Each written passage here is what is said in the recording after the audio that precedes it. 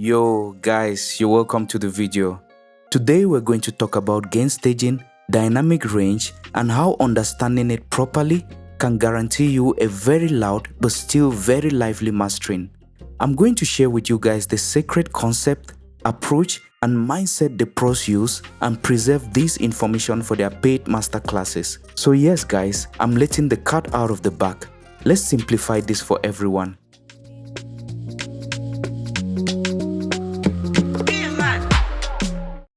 Actually, whenever you hear about gain staging, what comes to your mind is mostly balancing your instruments with a volume fader, some panning here and there to achieve a musical sounding and cohesive mix.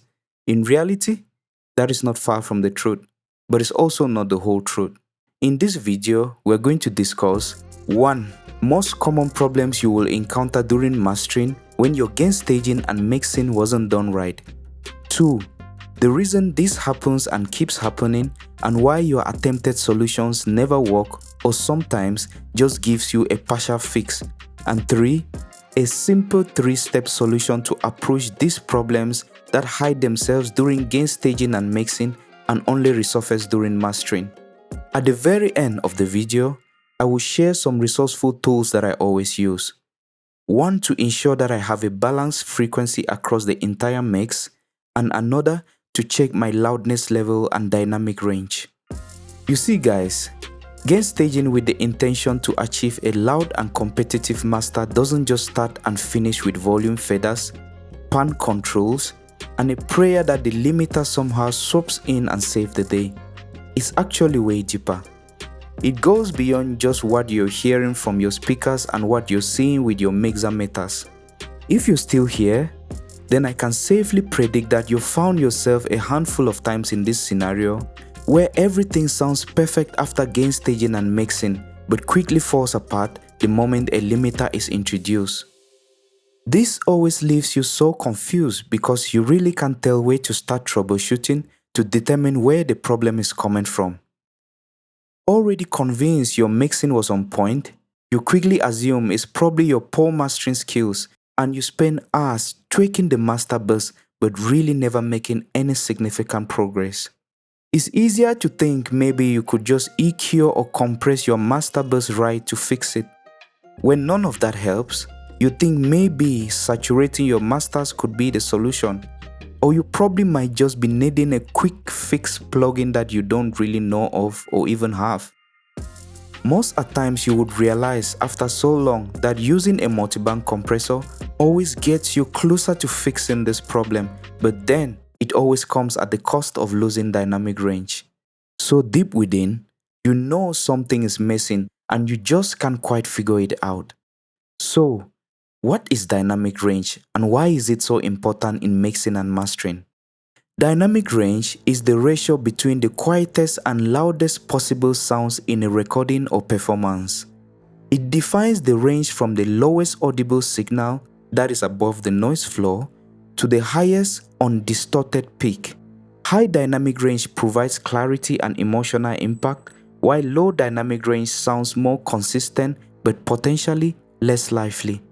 Crazy, but it's a mix. We're mixing the record. Wait a minute. I'm not going crazy. I'm just saying there's a life force in the rough that disappears out of the mix. The real goal, guys, is crafting a loud master that can compete commercially and still retain a good dynamic range.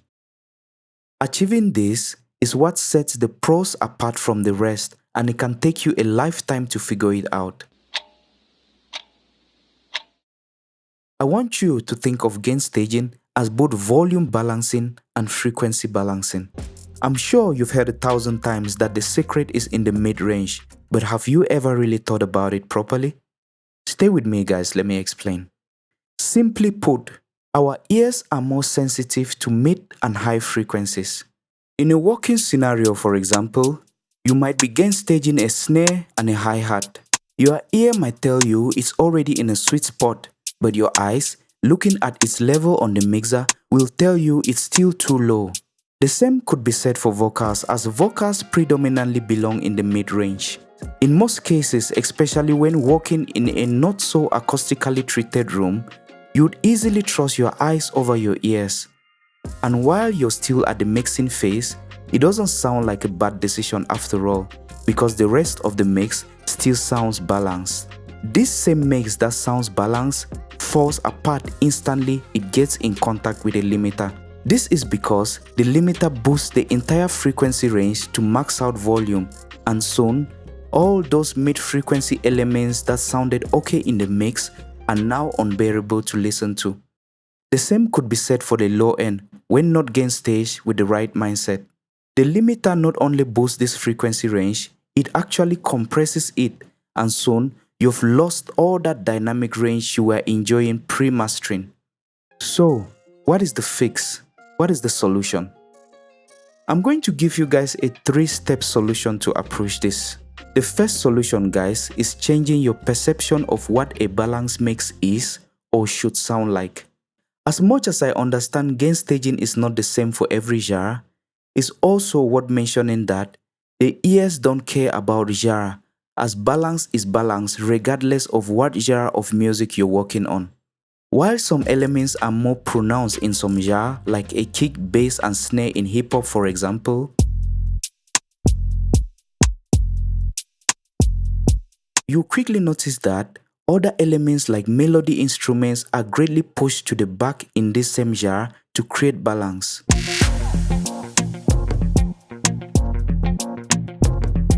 Whereas in other genres, the kick, bass and snare are not the dominant elements, and instead the vocals or melody instruments like guitar or synths are prioritized. What this means essentially is, if you understand how to balance something in your ear, what the priority is in whatever music you're working on, you would always get a good mastering. The second solution is EQ. Guys, keep this in mind always. The first frequency range a limiter attacks is the low frequency. Understand that as much as peaks and transients would quickly trigger a limiter, energy levels trigger it even more. That's why the low frequencies are always the first to get crushed by a limiter. The solution to this is clean up the low end from everything that is adding nothing to the low end or not supposed to be there at all. Use a high-pass filter.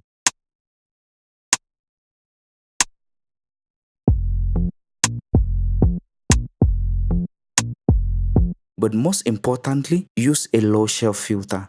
The goal with a low shelf filter is to not completely clean out the low end from certain elements, but to just tuck it under and allow space for the essential elements that make up the foundation of the low end. The third solution, guys, is simple. Trust your ears and take random breaks. I can't stress this enough. This alone is the particular reason why I always prefer an EQ without a frequency visualizer. Like this EQ you see here from Eventide, you have a low shelf and a high shelf, and the rest are peak filters. With this EQ, every decision you make is based on what you're hearing and not what you're saying. The minute you understand this about gain staging, you realize there's no rules to it at the end of the day, and it's actually about making something a priority that occupies a certain frequency range and making another thing less priority, so the two can complement each other and align with taste while maintaining a pleasing frequency shape across the entire mix.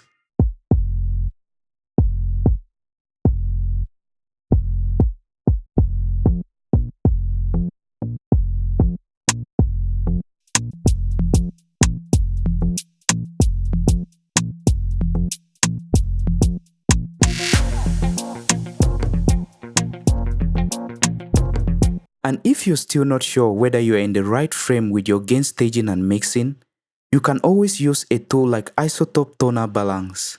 It's divided into 4 sections: the low mid, the high mid, and the high. If after mastering you realize that your low is sitting within this range, your low mid is sitting within this range, same for your high mid and your high, then your balancing is good. This is a very handy tool, especially when you are in a not so acoustically treated room. You have a broad view and a fine view. Mama, mama, mama, I just shut a man down. Mama, mama, mama, I might just shut a man down. As you can see guys, our mix is properly balanced. Always throw a limiter on the master bus and crank up some volume just to get a perspective of what likely would become of your mix after mastering. Whenever I export a master, I always drop it on this tool and check it out. It's called Expose Tool from the company Mastering the Mix. The most important features I focus on are the LUFS, which gives us a reading of -9.6 on this project, and over here we have our dynamic range at 7.2, which is a good indicator. These two are very important. I always target between 7 and 6. Anything below 6 already indicates that the mastering is crushed and it probably sounds lifeless. You should also understand that the more you push the limiter to sound louder, the more you lose dynamic range. If you guys want me to make a video entirely on Expose Tool, let me know in the comment section. At least I'll know you watched to the end and I'll honor your request. In conclusion guys, think of gain staging as balancing a frequency spectrum rather than balancing single elements in a mix. Basically, control the low end during mixing and let mastering reveal the mids and the highs. I hope you guys learned something from this video. Thank you guys for sticking to the end. Please don't forget to like, comment and subscribe, and see you guys in the next video. Take care.